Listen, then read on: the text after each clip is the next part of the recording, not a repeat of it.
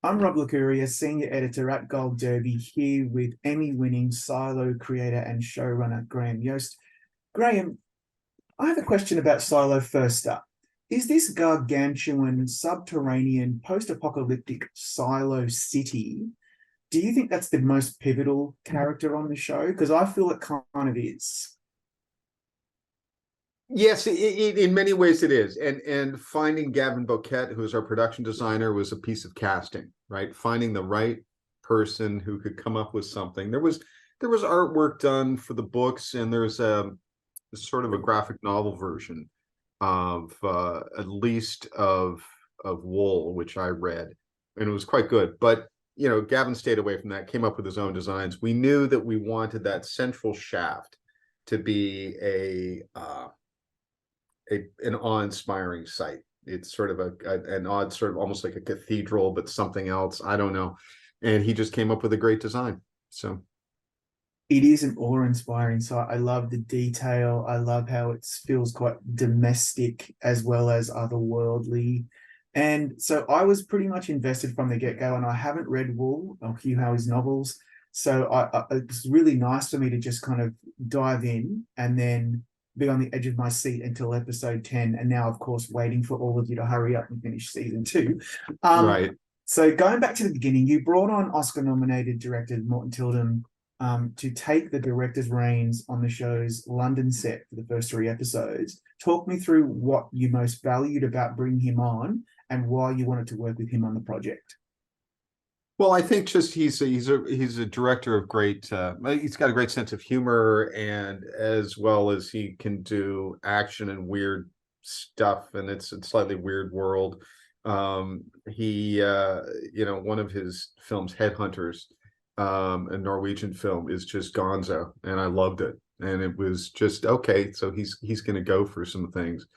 And we just hit it off in terms of the design and in terms of the feeling of the story, that we wanted it to feel like these people were just people, they complain about their bosses, they worry about having a baby, they've got their jobs, they've got their friends and their family, and all of that. They just all happen to live in this gigantic hole underground, and they don't know when it was built, and they don't know how long they're going to be in there, and all of that. And so we wanted to make sure that the mystery, because in many ways ultimately this is a mystery show, was grounded on characters in a world that we could believe in. Yeah, and that mystery obviously is, I think, at the heart of the show and what keeps us coming back for each episode. What I really enjoyed, and I found quite audacious as a non-reader of the book, is that Rashida Jones's character, I really became quite, I had an affinity for her, and I really was following her story, and then she dies. And Rebecca Ferguson's character Juliet, the main character, really doesn't come into play until episode 2. Yeah. What was the thinking behind doing that? Were you just following Hugh's blueprint from the book, or was there a real intention behind doing it that way? Well, I mean, in part, we were just following the book. I felt like, it's not just fan service, but Hugh wrote that original story about Allison and Holston, and it's self-published, and it took off, viral sensation. People wanted a book, so we wrote a book, and it went from there. So I felt paying attention to that was important, but it was also, that's the way I experienced it. So I didn't read the story and then wait years for the book or anything. I was just got the book, and it starts with that. The first chapter is Allison and Holston, and it has that, what the hell? What, I mean, and I thought that was an interesting experience to have them in it, and then they're gone, and then it hands over to Juliet, because you're never quite sure who's going to live and who's going to die, and that adds to the tension of the whole concept. I also feel like their story is a good introduction to the world and the big questions, and we didn't have to, in a way, burden Juliet's story with that. We have this other story that does all that basic story construction, and then when we get to Juliet, we can just hit the ground running and go with her.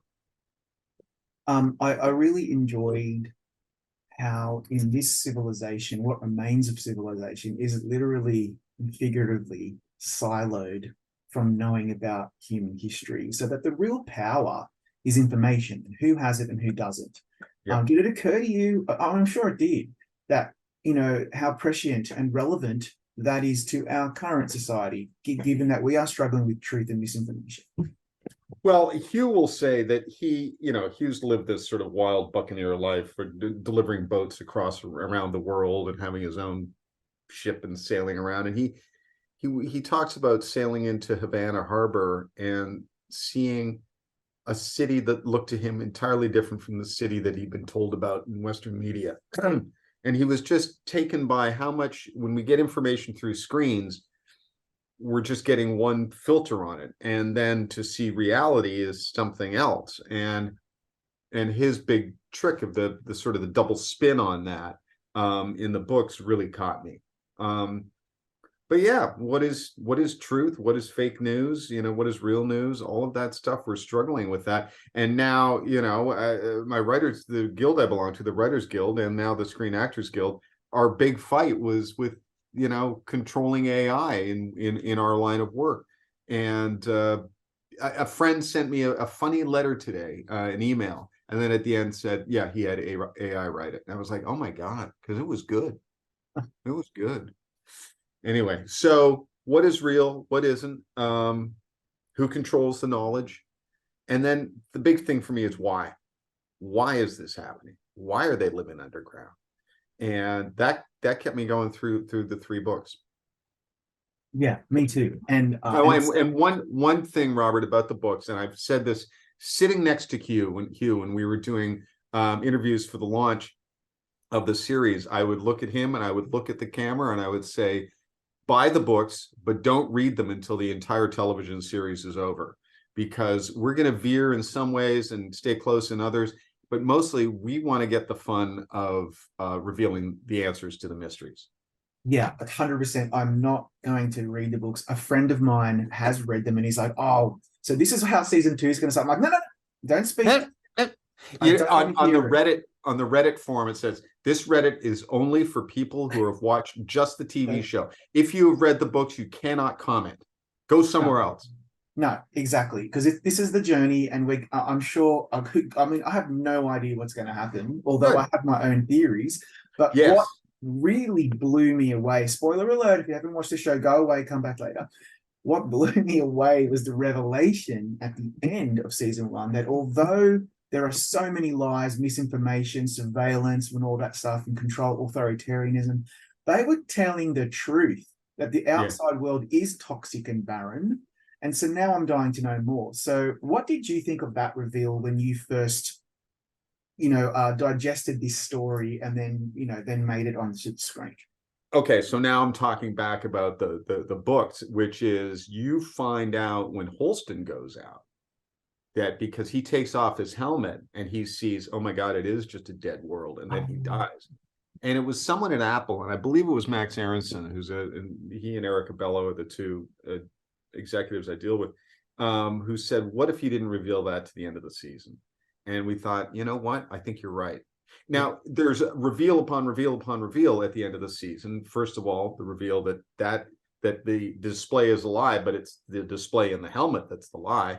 And then you find out, okay, it really is toxic. And then you find out the big secret, which is they're not alone. There's a bunch of other silos out there. So what does that mean? But yeah, it was, you hope that it lands. You hope that people get a kick out of it. It did. Well, I watched it with my wife and kids, and there were audible gasps. And then we're like, so this is like silo 18 or whatever. What on earth is she going to find if she can survive? And she probably will. She's the star. In the other side, I don't know. Who knows? I hope so. No, I'm kidding. Anyone it's Rebecca freaking Ferguson, right? I mean, you're not going to get rid of her. No, not unless we have to. So, well, talk me through Rebecca. Like, we're such fans of hers from Greatest Showman, Mission Impossible. Like, what are her strengths as number 1 on the call sheet, and also as a producer on the project? So, she would look at me and say, I don't know what the producer does. And I said, you just sit in these meetings and just chime in. She was incredibly hands-on partly is because it was her image on all the posters, but also just, I think this design is more intriguing than this design and all of that stuff. But, you know, it's her first time being a producer on anything, and she's just really eager to learn. And in terms of it being number one on the call sheet, and I've worked with some great number ones, but she's the best because she, boy, she just has a great sense of humor and a real dedication to the work, and is really supportive of everyone. So people coming onto the set, you know, you're gonna have a good day if Rebecca's working. You're gonna have a good day if anyone's working. But even when you've got Common as well, and Tim Robbins and Chinase Uche and Rick Gomez and Shane McCrae and on down the line, but Harriet Walter, for God's sakes. I know. You know, it's a happy set. It's a weird set because it's all indoors. Yeah. In the you know, northern hemisphere winter months, and it's England, which is very far north, you will arrive at the set in the dark, go inside, be inside all day, come out and it's dark again. That said, when we were filming in the our summer or spring, it was nice. You arrive and it was sunny, you go inside, you could come outside, you know, whatever. But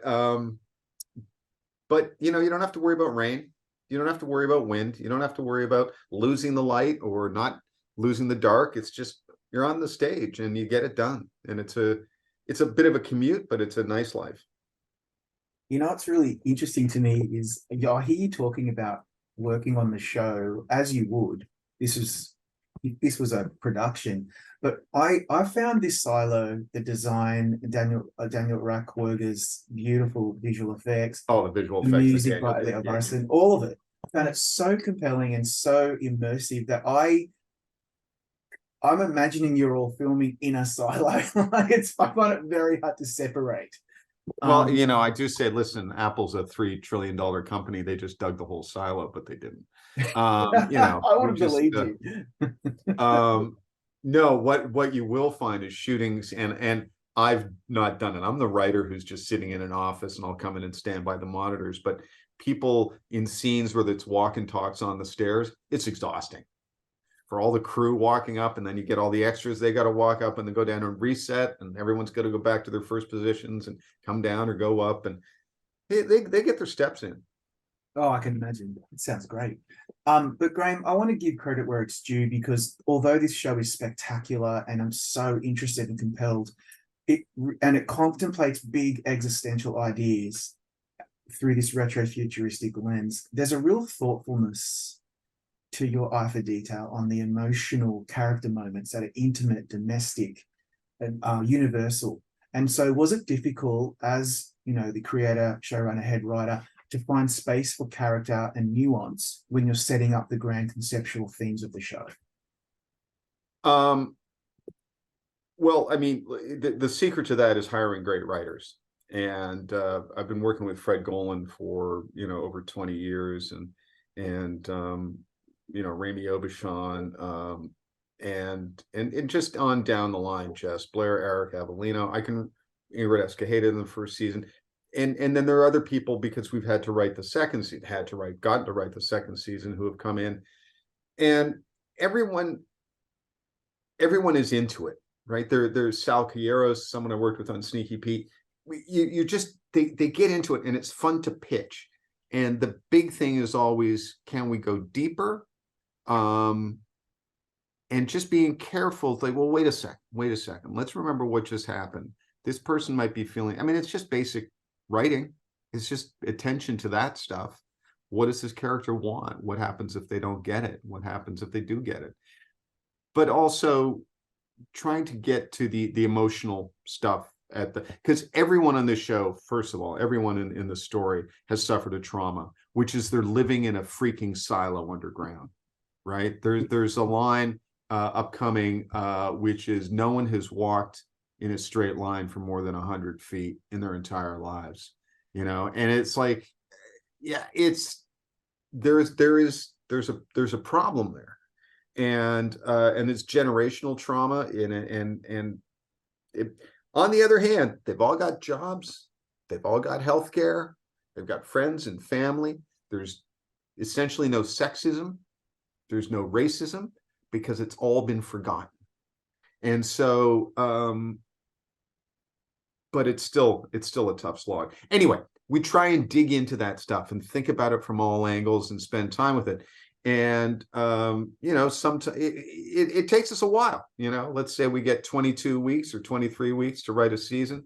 We might go a few weeks over, and you know, the people are Apple, why is it taking so long? And I don't know. It just is. It's just it's hard to break it and get it broken in the way that is going to satisfy us and them, and hopefully then the audience. You know, I never thought about the positive angle because I kept thinking this silo is nefarious. What are they doing? They're holding these people captive. But you're right. They're all living. I mean, I guess humanity takes a second tier to the silo that must endure at all costs. But that is so interesting as well. That's a completely different angle that, of course, you as creator are thinking about. So then on that note, are we going to see obviously more of that in season 2? I know you can't really talk about it, but or is season 2 going to be something where the show goes into a different direction? I'm just going to nod and just go yes, no, and maybe. Yeah. Yeah. I You've got would Apple say, TV with a cord like about to pull. yeah, I would say this, that you know, we don't know how long the series will go. We've got an idea, but it's our goal to mix it up every season. And yet the show's called Silo. So, you know. Yeah, understandable. Graham, thank you for your time today. Thanks for a great show, and I look forward to seeing more of the show when it eventually drops on Apple TV Plus. Well, you know, we get to start filming again in a few weeks. So Yes. the crews are getting back to work on Monday and got to ramp back up, because when you shut things down, it takes a while to get that engine going again. But everyone's looking forward to, you know, we would say sometimes I want to go outside because people have been spending too much time on the stage. I want to go outside, but a lot of people are saying I want to go back in. So we're ready to go back in.